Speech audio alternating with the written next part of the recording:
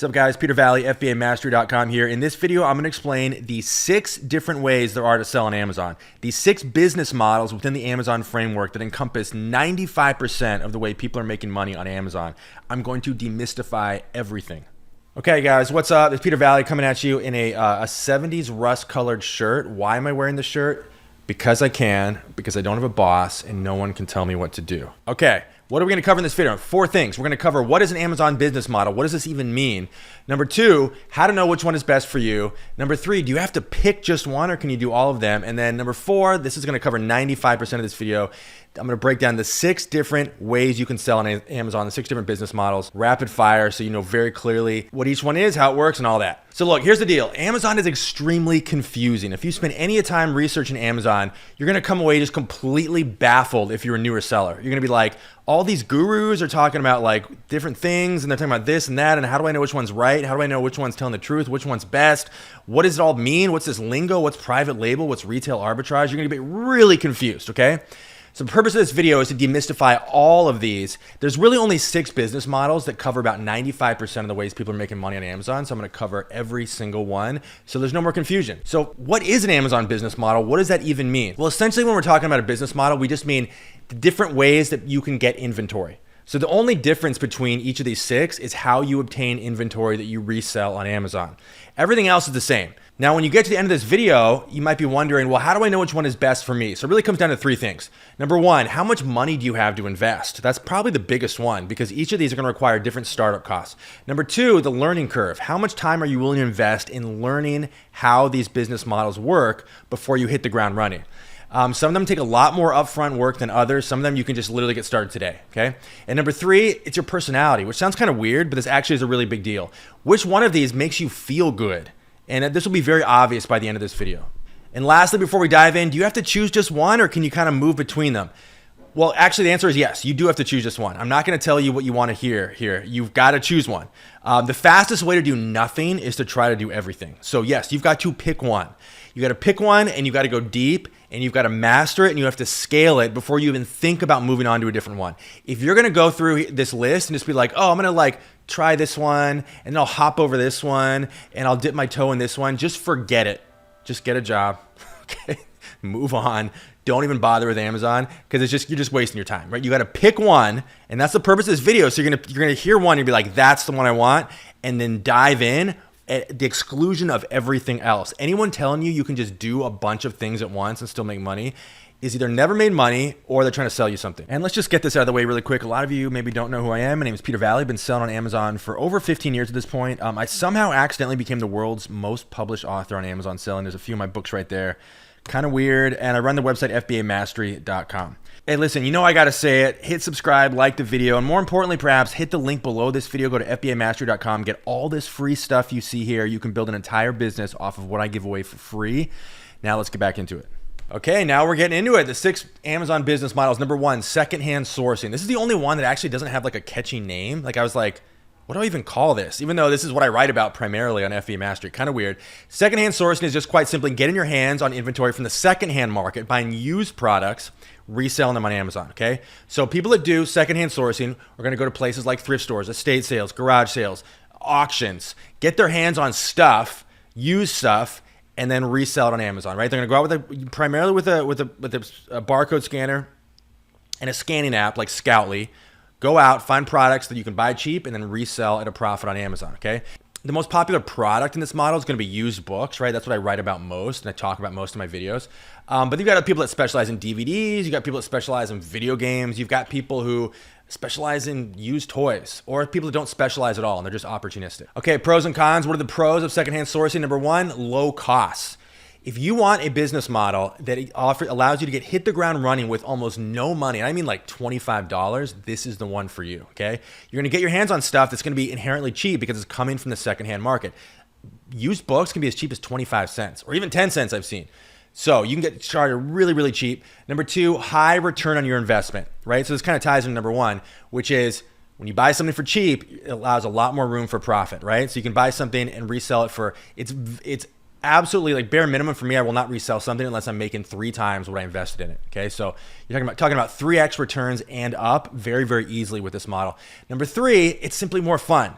A lot of people, it would drive them insane if they were sourcing all their inventory on the internet. And this is a little bit subjective, but with secondhand sourcing, you're getting out into some pretty interesting turf. You're going to some weird exotic places.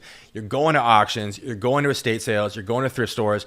And personally, for me, I just find it a lot more fun. So what are the cons of secondhand sourcing? If I had to pick one, I would say it's one of the hardest ones to scale. Now, it's not that you can't scale it. You can get really creative with your sources and scale it this to a really, really big business.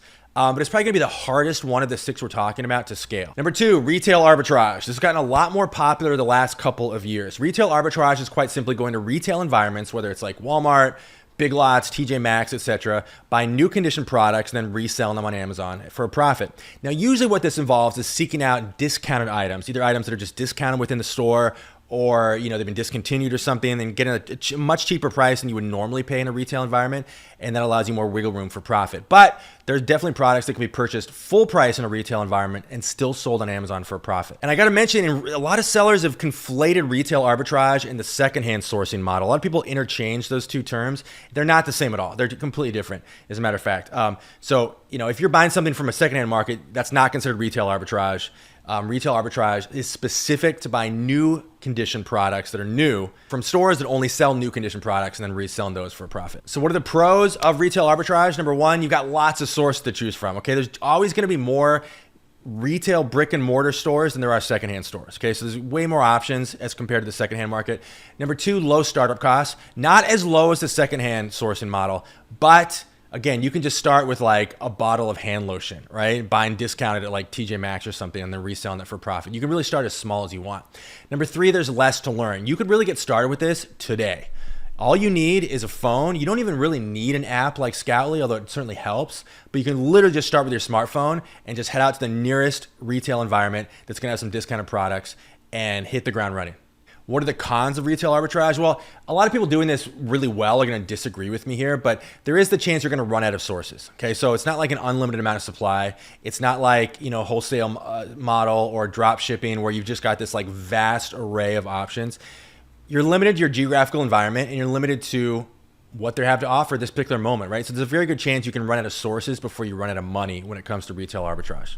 Okay, number 3, drop shipping. This is another one that has gotten insanely popular the last few years. Okay, so drop shipping is just quite simply listing something for sale that you don't actually own, but you set up an account with the person who does own it, whether it's the manufacturer or some distributor of some sort. And then once you make a sale, you forward that sale to them and they ship it out for you. You see, this is kind of insane. This actually works, but it's really competitive. I'll get to the downsides here in a second. But that's generally how it works. I've never done drop shipping myself, to be fair. But if you spend any amount of time in Amazon seller forums, you get bombarded with people doing this because, again, it's gotten really popular. So, okay, number 4, the wholesale model. This one's extremely straightforward. All you're doing here is you're purchasing products at a wholesale discount from either a manufacturer or some middleman, and then you're reselling those products back on Amazon at a higher, quote, retail price. Pretty straightforward, just buying low, selling high. But you're doing this in bulk. So what are the pros of this model? Easy replens. Replen is just Amazon code for replenishable, which just simply means when you run out of inventory, when you sell it all, you can just simply replace it very easily, which is true of a lot of these models we're explaining here. But this would be the big pro of the wholesale approach. What are the cons? It's really competitive. It's gotten really competitive. There's another one that's gotten popular. So you're kind of fighting over with a lot of other sellers over wholesale accounts and sources. And it's also a little bit unstable. Just from kind of what I'm able to gauge from people doing wholesales, oftentimes they find that either the company that they're buying wholesale from either starts selling on Amazon themselves, so they stop selling to third-party sellers, or there's just a general instability when it comes to this particular model. Number 5, the private label approach to selling on Amazon. This one is by far the most potentially lucrative of them all. It's also the one where you can stand to lose the most amount of money. That's how business works, right? Wherever there's risk, there's also potential great reward. So private labeling is just quite simply this. You're creating your own product. You're having it manufactured, and then you're having it shipped to you in large quantities, usually, not always, but usually, and then you're selling that product on Amazon. So this is a product you own, where you own the ASIN, you own all the assets, you own the branding, you own everything, and it's your product. And so there's a couple different ways to do this, and it's a huge subject, way too much to get into here. But basically, you can either create your own product from scratch. A lot of people work with factories in China, and they have their product made and then shipped over. Or you can take a product that's already being manufactured just in a white label, And so in other words, you just put your own label on a product that's already being manufactured, potentially for other people. And then the only way you differentiate yourself there is through your branding. Okay, lots to get into, but it's a very challenging model, but again, potentially the most lucrative if you do it well. The pros of private label, this is a huge one, you guys, which is you create a moat around your product. In other words, when you create a product where you own the ASIN, you own the branding, the photos of yours, the product page is yours, everything's yours, there's a moat around that product. No one else can sell it. And they can copy you and they can, do almost the same thing, but they can never actually steal your product page, right? That belongs to you. So if you're effective with your marketing, and a lot of private label sellers will drive traffic through paid ads, and there's a lot of ways it can get kind of complicated, but you own that product, and that's a big deal. Because again, if I list a book for sale on Amazon, I'm competing with 150 other people sometimes, right? It's a little bit daunting. Not so with this. If you create, these vegan dog treats, that's your vegan dog treats. And it's got your logo on it and no one else can touch it. And you're the only one that can make it in the world. And if they want to compete with you, they've got to make their own vegan dog treats. That's a pretty big moat to build around a product, which is it's a huge, huge pro for this model. But even though it's a really big pro, it brings with it a couple of pretty big cons as well. The learning curve is really, really steep. I've talked to some people and I know some people who've done private labeling. There's a lot of work that goes into this up front, like a lot. Like you've got to do product research to find opportunities for keywords that people are searching for where there's like an unmet demand. And you got to learn paid ads sometimes, not always. There's just a lot of work that goes into this up front. The turnaround time of having a product manufactured and shipped to you, there's just a big upfront investment. Another one is the costs are going to be bigger far and away than any other model we've described here. Okay, so you're going to be investing in a lot more money up front than you would with any other approach that we've discussed here. And lastly, the online arbitrage approach to selling on Amazon. Now, this is just quite simply scouring the internet, sometimes using paid tools, scouring the internet, finding products you can buy on one website and then reselling on Amazon at a higher price. You're capitalizing on price differentials between websites. Or another way to do this is kind of another side model to this or adjacent model, which is actually buying products on Amazon and then reselling them back on Amazon at a higher FBA price. So you're buying merch fulfilled, reselling FBA, profiting the difference, okay? Both of those would be considered online arbitrage. You're just simply buying online, reselling on Amazon. That's it. The pros of online arbitrage are, number one, it's totally virtual. So like a couple other of these approaches, you can run this from a laptop and anywhere in the world, in your pajamas, whatever. Number two, low startup costs. So again, there's nothing that actually requires you to have a minimum upfront investment. You can invest in like one book and buy the book and then resell the book at a higher price and then buy 2 books and just build from there, right? So there's nothing that forces you to invest a lot of money up front when it comes to online arbitrage. The cons, if I had to pick one, it's gotten a little bit competitive. And it just depends what your niche is. So some niches are pretty untapped and some of them aren't so much. Some websites are pretty saturated, some aren't so much.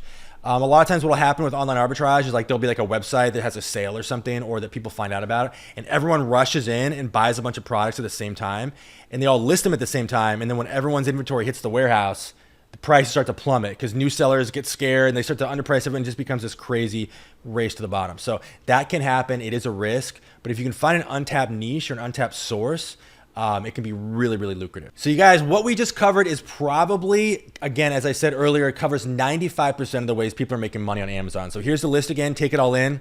My suggestion to you is to pick one and only one and go deep and do not move on to anything else until you've gone deep, mastered it, and scaled it. Only then am I giving you permission, okay, to move on to anything else because dabblers just simply don't make money on Amazon. Very, very lastly, if you thought this video was anything other than the worst thing you've ever seen, if this video did not give you cancer, if it did not cause you to hurl yourself off the roof of the nearest building, please subscribe to the YouTube channel, like the video, and also probably more importantly, go ahead and hit the link below this video. FBAmastery.com is the website. Get all this free stuff. You can build a whole business off of what I give away for free. So I'll see you guys over there and in the next video.